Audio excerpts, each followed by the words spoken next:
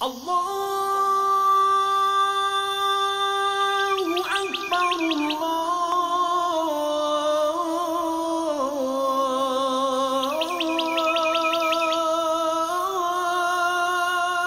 السلام عليكم ورحمة الله وبركاته. أعوذ بالله من الشيطان الرجيم. بسم الله الرحمن الرحيم. الحمد لله رب العالمين، والصلاة والسلام على رسولنا محمد وعلى آله وصحبه أجمعين. رب اشرح لي صدري ويسر لي أمري واحلل عقدة من لساني يفقهوا قولي. رضينا بالله ربا وبالإسلام دينا وبمحمد صلى الله تعالى عليه وسلم رسولا ونبيا. Muhtaram din kardeşlerim, Allah Teala Kur'an-ı Kerim'de şulay deyip ayta: "Euzu billahi mineşşeytanirracim. Bismillahirrahmanirrahim. İnned-dîne indallâhil İslam." Hamda şu ayeti kerimesi bilen, yani muhakkak ki dürüstlükte sizin dinigizning ismi İslam. Yani Allah Teala karşında kabul etile turgan din İslam. Hamda şu ayeti kerimesi bilen Allah Teala bizning dinimizning İslam ekanligin, Allah Teala'ga itaat etu ekanligin belgilab ko'rsatadi. Hamda başka bir ayeti kerimesinde Allah Teala şulay deb ayta: "Ve atmamtu aleykum ni'meti." Sizning için ni'matimni men tamam qildim. Yani şu dinni Allah Teala ni'mat ettirib bizga bera, bir bo'lak ettirib bera. Hamda muhtaram din kardeşlerim, bu dinni ni'mat ettirib biz kabul etganchiga qadar bu dinni bir vazifa, bir yük şekilli tugil, bir ni'mat ettirib kabul etganchiga qadar bu dinning biz lazzatin anlay almabız. Lazzatin anlay almabız. Yani niçin ni'mat? Birinchidan muhtaram din kardeşlerim, çünkü eğer de din boyunca adam bolası yaşı iken, ul anı din boyunca yaşav kişini adam bolasın başka tiri barlıklardan ayıra turgan nerse. Yani hayvanlardan ayıra turgan nerse. Bu birinciden. İkinciden muhtaram din kardeşlerim, dinimizning sıfatı şundayız. Dinimizning sıfatı asıl temaga ko'shgancha kadar dinimizning bir iki sıfatını aytib o'tasi kerak. Onlarga beyli bo'lgan qo'y bir nüanslarını aytib o'tasi kerak. Dinimiz lezzetli bo'lgan narsa. Eğer de bir adam balası yok, men dinning lezzetin anlamayım deyip ayta iken, eğer de şulay deyip ayta biz iken, İmam Rabbani'nin şunday bir cevabı var muhtaram din kardeşlerim.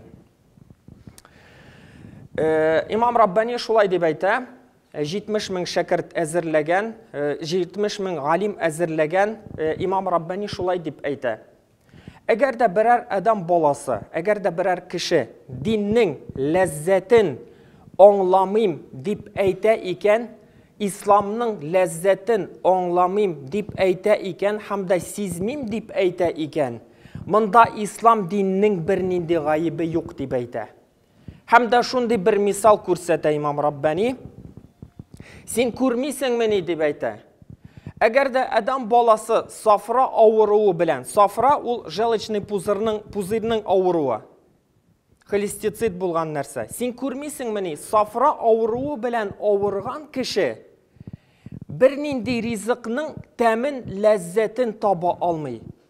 Şulay ettirib deb ayta, ko'ngili, qalbi avru bo'lgan kişi de dinning lazzatin topa olmayacak deb ayta İmam Rabbani.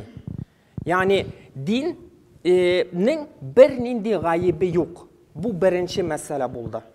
İkinci mesele muhtaram din kardeşlerim, din ul jengil. Peygamber sallallahu aleyhi ve sellem'nin o'zining bir hadisi şerifinde de şulay deb aytadi: din jengil. Lekin jengillik narsani anglatasın ul. Jengillik naskiga, biz bile turgan naskiga, javrabga, masih qiluvni anglatama, yo'g'isa boshqa bir narsani anglatama. Hozirgi vaqtda ko'p kishilar aytalar: niçin men naskiga masih qilam? Çünkü din jengil. Hamda Peygamber sallallahu aleyhi ve sellem aytdi: "Yassiru ve la tuassiru." Siz jengil aytınız, avırlatmağız dinni. Hamda onun için onun turunda da bir hadis var. Yok andi bir hadis muhtaramdan kardeşlerim. Нишен жаурап, ул вакытта Пeygamber sallallahu zamanında жаурап деген нәрсе бар иде. Хәзерге вакытта да безнең носкига да, фабричный носкига да жаурап исемен кушабыз. Чөнки ул вакытта, мөхтәрәм дин кардәшләрем, Чебоксарский трикотаж яисә башка фабрикалар юк иде носкины нитә торган, әзерли торган. Ул вакыттагы носкиларның жаурап дигән нәрсәнең сыйфаты башка иде. Алар калын иде, аның өчен мәсех кылалар иде. Анда бернинди су үтми иде, ләкин хәзерге безнең носки шикелле түгел иде. Носкига мәсех кылу ул, мөхтәрәм дин кардәшләрем, диндә җиңеллекне аңлатмый, ул динне мәсхәрәләү һәм мыскыллауны аңлата. Аңарга диккать итәргә без тиешбез. Biz onlarga dikkat iterge tiyişbiz.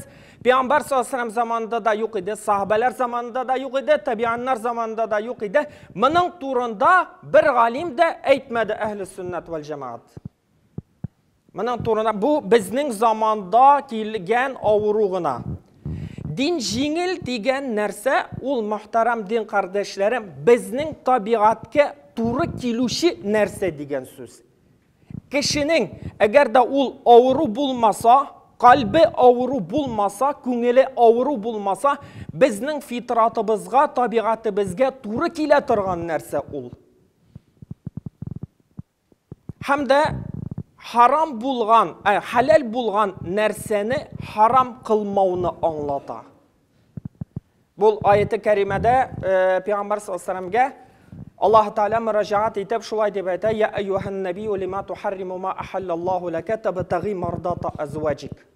Yani ey Peygamber sallallahu aleyhi ve sellem, şunday bir vakıga uzib ala, Peygamber sallallahu aleyhi ve sellem hem de onun hatınları arasında Peygamber sallallahu aleyhi ve sellem aşulana özünün hatınlarına hem de halal bulgan nerseni özüne haram kıla. Hem de bu vakitte Allah Teala Peygamber sallallahu aleyhi ve sellem'e müracaat etip ayta: "Ya eyyuhan nebiyyu, ey Peygamber deb ayta. Lima tuharrimu ma ahallallahu lak." Nishlab sen haram kılasın Allah Teala sana halal bulgan narsani. Din jingil degan narsa ul, muhtaram din kardeşlerim, bizning tabiatımızga, fitratımızga to'g'ri kela turgan narsa. Hem de aytganimcha, agar da yo'q, avır deb aytamiz ekan, dinning menda bir nindi g'oyibi yo'q. Menda bizning g'oyibimiz bor. Hem de ikinchisi, halal bo'lgan narsalarni haram qilmoqni anglata. Din jingil. Din jingil bizning fitratımızga, tabiatımızga to'g'ri kela turgan narsa deyip aytu. Hem de muhtaram din kardeşlerim, asıl tema da bugün namaz turunda. Niçin namaz turunda? Niçin namaz? Birinciden namaz, ol adam bolasının Allah Teala'ga qarata münesebetin kursete turgan narsa. Yani Allah Teala bilen kulunun arasında hem de kulunun Allah Teala arasındağı münasebetinin ko'rsatkish bo'lib tura. Hozirgi vaqtda ko'p kishilar aytalar, "Nishabsan siz mana imomlar har vaqt namoz turunda g'ana silaysiz, shunday narsalarga silaysiz. Hozirgi vaqtda aktual masalalar bor, uning ularni ko'tarmaysiz." Ul, muhtaram din qardoshlarım, Alloh Taolaga bo'lgan bizning munosabatimiz eng asıl bo'lgan tema. Asıl bo'lgan tema. Niçin? Chunki Alloh Taolo Qur'oni Karimda ayta: "İnna Allaha la yughayyiru ma bi qawmin hatta yughayyiru ma bi anfusihim." Agar da deb ayta bir qavm, Alloh Taolo ayta, agar da bir qavm o'zining munosabatin o'zgartmay ekan, o'zining halin o'zgartmay ekan, Alloh Taolo da uning halin o'zgartashak tugil. O'zgartashak tugil. Eng asıl hamda Peygamber sallallohu alayhi vasallam ayta: "As-salatu imaduddin." Yani namaz ol dinning teragi. Dinimiz bir bina şekilli. Onun terakleri var. Ol terakler üstünde tura bina.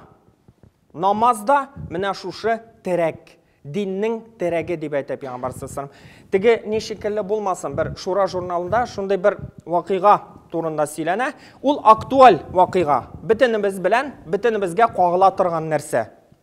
Bir imam намаз қылдыра, бір ауылда, бір райондамы, ауылдамы намаз қылдыра, hamda соңынан бұрылып, намазны сәлем әйткәннән соң, жамағатына бұрылып, шулай деп әйтті. Әй жамағат, хәзір шикләндім бит, мен 3 рикағат қылдыммы, 4 рикағат қылдыммы, бітінісі юғалып қалдылар.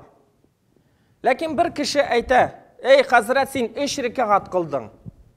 Қойдан білдің деп әйті, афәрин сеңа, не қойдан білдің? Мен деп әйті, менің 4 кибетім бар. Hər bir kibetinin reviziyasın, bu учет, buxalterski учетın reviziyasın hər bir rikağatda men qılam. Hər bir rikağatda bir kibetinin reviziyası, ikinci rikağatda ikinci kibetinin reviziyasın, üçüncü rikağatda üçüncü kibetinin reviziyasını qılam deyib ayta. Biz bari tek 3 kibetinin reviziyasını ғана ясый aldım. Үлгердім 3 kibetinin reviziyasını ясарға, ana үшін 3 rikağat qıldık deyib ayta. Bizning halimiz de şunday muhtaramdin kardeşlerim. Eğer de adam bolası şınlıkta ihlas көңелден Allah Teala'ga namaz kıla iken ol vakitte muhtaramdin kardeşlerim, ol namaz dinning bir bölegi, bir kısmı bularak ol adam bolasının bütün dünyavi meşakkatlerini unuttura turgan, lakin bir şartı var. Eğer de sen Allah Teala'dan başka bulgan nerselerini unutasın iken, bu kibetlerinin reviziyasını yasamıysın iken, ol vakitte. Eğer de kibetinin reviziyasını yasaysın iken, Allah Teala'nı unuttura iken sana namazın. Demek, öz üstünde işlerge gerek. Demek, ol namazının da gayibi yok, demek senin bir gayibin var. Namazda ihlas bilen oku, hem de özünün namazını Allah Teala'ga bağışlav, ol aytganimcha senin Allah Teala'ga bulgan münasebetinin bir ko'rsatkişi bulup tura. Eğer de münasebetin eybat iken, Allah Teala sana bütün nerselerde de yardım etecek, huzur birecek. Eğer de yok iken, demek öz üstünde işlerge gerek. Siz göz aldına getirip qarağız. Eğer de biz aşı turgan rizıklarının bütünüsünün temin bitirseler, paralon şekilligine kalsa, temin bitirseler, yok anın bilen yaşay alasın, lakin temi yok, lezzeti yok. Huşuk bulmagan, ihlassız kılına turgan namazlar da şula yok. İhlassız yaşana turgan dinde şula yok muhtaramdin kardeşlerim. Temi bulmagan rizık şekilli. Temli rizık tilegen şekilli muhtaramdin kardeşlerim. Biz şulay ok temli bulgan ruhani rizık da tilerge tiyiş biz. Temli bulgan ruhani rizık da tilerge tiyiş biz. Bunun torunda, namaz torunda muhtaramdin kardeşlerim, көп meseleşsek de az bula. Lakin şunu bilirge gerek, Allah Teala namazını şehadet kelimesini getirgenden soň İslam'ın ikinci şartı bularak namaz deyip eyte. Ne için? Çünkü namaz bizni dinimizni hem de bizning ko'ngillarimizni tiri ite turgan narsa. Bari tek bir dingina qoldi, ko'ngillarini tiri ite. Ul da bolsa İslam dini. Onun birinci sebepçisi de şu namaz muhtaramdin kardeşlerim. Bütün dinlerde bitti ul. Şam gina koyalar da günahlarımız bitti. Ya ise bir Müslümanlar bari tek meşitke sadaka verir için dua kıldıra da benim günahlarım bitti deyip eyteler. Lakin muhtaramdin kardeşlerim, dini biz namaz kıla turgan kişiler üstünde tura. Onun için bizning namaz kıla başladık. Elhamdülillah şükür. Allah Teala onu kabul ete bir namaz şekilli. Lakin onun sıfatını da derecesini de özgertsek hem de onun üstünde işlesek muhtaramdin kardeşlerim, aliyul a'la bula. Yani en üstün derece bula. Allah Teala barşamızga da nasip etsin.